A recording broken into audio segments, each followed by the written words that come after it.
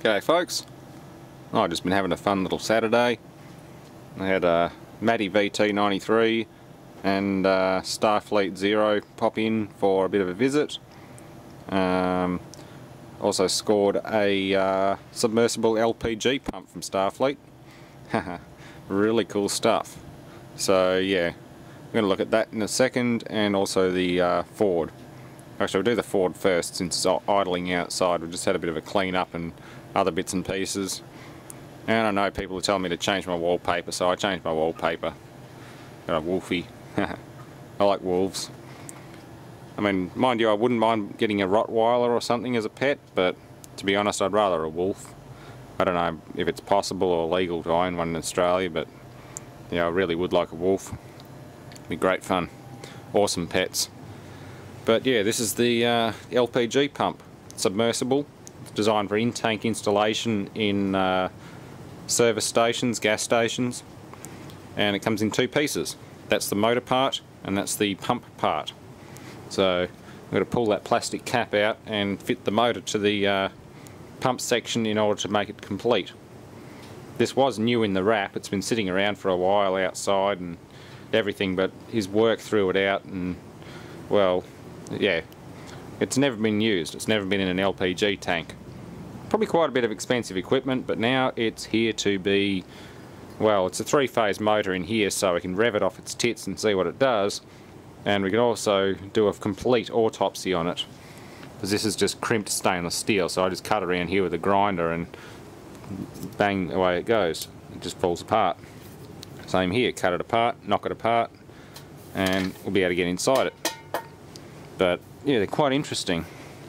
Never knew such a thing existed, actually. I thought most LPG pumps were external, like a piston or vane rotary type pump.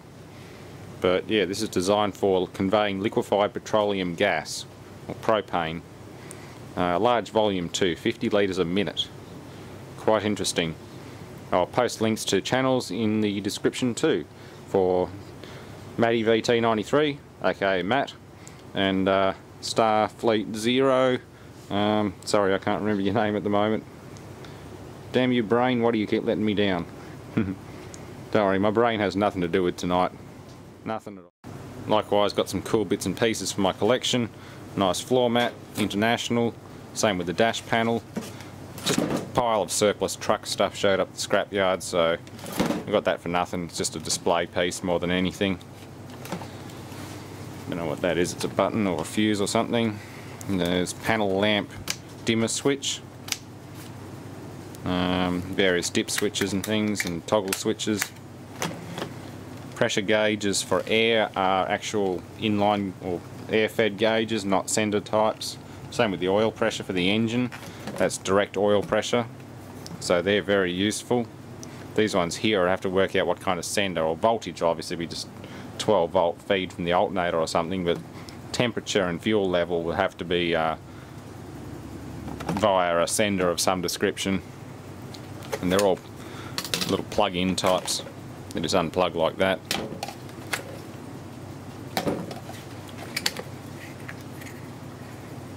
Not really much to it, but either way, they're kind of a neat little novelty display. I'm going to mount it on the wall somewhere.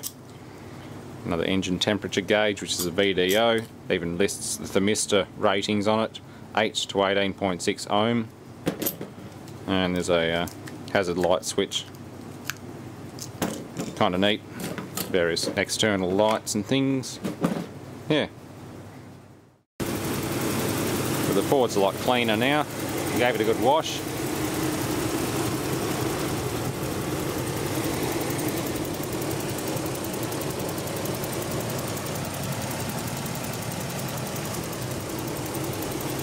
Good old sequential fuel injection.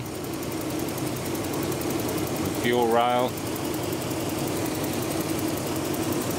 I'm getting warmer now. Yeah, thermostat's open.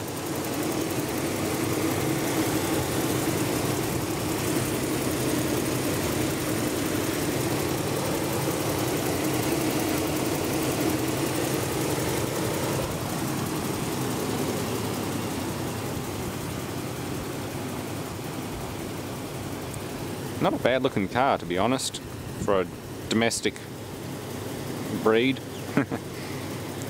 You got the Ford Falcons or Fairmonts and that sort of thing, and the Holden Commodores and Statesmans and things. They're all domestic breeds, but Australian cars are pretty well built.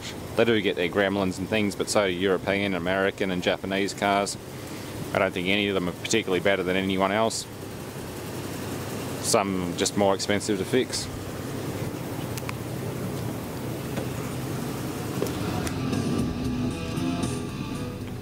I'm listening to the Quake 2 soundtrack. But yeah, I don't think any car is particularly better than anything else as far as just normal drivability goes as a generic car. I mean, there's certain sports cars that are better than others and muscle cars and things like that, but as far as domestic breeds go, Commodores, Falcons, Toyota Camrys, Hyundai i35s and things, and all these generic mid-sized cars, they're all about the same. Some of them run nicer engines, like a nice high-powered diesel engine or a extra efficient V6 or something like that, but I don't know, even these old dinosauric bloody 4-litre straight sixes like in this one, they still do really well out on the highway. I mean, around town I've drained that tank over about a week of light commuting, but that's normal. It's a 4-litre straight six, you can't really expect too much. So yeah, just got to get around to changing those indicator lamp assemblies, and I'll be ready for roadworthy review this week. The guy who sold it to me doesn't mind me driving it as it is, but I want to get it in my name soon. Power steering, everything works. I've checked all the lights and things. I've just got to do one brake light bulb and that sort of stuff, and there's something weird happening with the hazard lights. You can see the volt gauge. That's kind of weird. The hazard lights work and everything, but it's the volt gauge, just, that's weird. It just twitches. It's almost like it's part of that relay circuit. Or the relay's drawing power from the line that that volt gauge is connected to, which is probably more the logical idea. Either way, can't say I went wrong with $500 for the whole car with 10 months rego, which is $500 worth at the most. So yeah, I bought a registration sticker with a car attached to it. Can't really go wrong with that. AC and everything still works, climate control, demist. Demist also runs the aircon compressor, that's why it's snapped in. So it'll heat the windscreen up and everything, but it'll also run the air conditioning to catch all the humidity on the coil. And that's one feature some cars don't do or don't allow you to do, is run the air conditioning while it's in demist mode. So this one actually acts as a dehumidifier. It's really nice. I believe the BMW does that too, and the Jag you can turn it on to do that.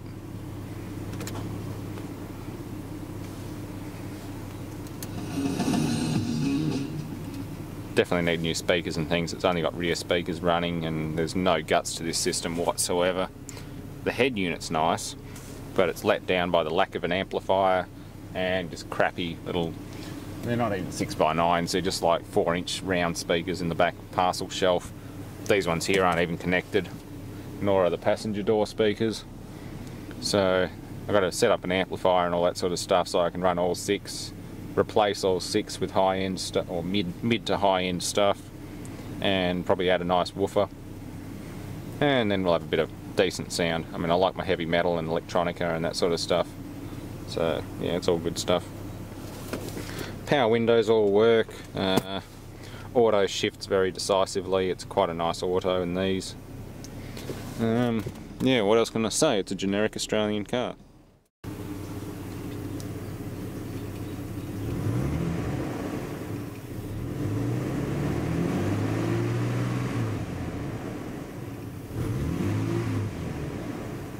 Not going to rev it too hard, but she likes it. Better off on the road though. With the straight out exhaust that I got on it, sounds really nice.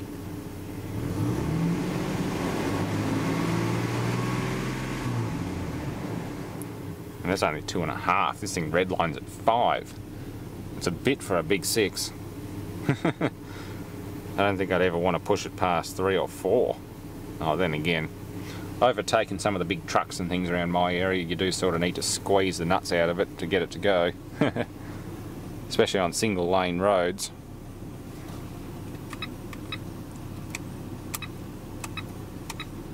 onboard computer, everything still works too.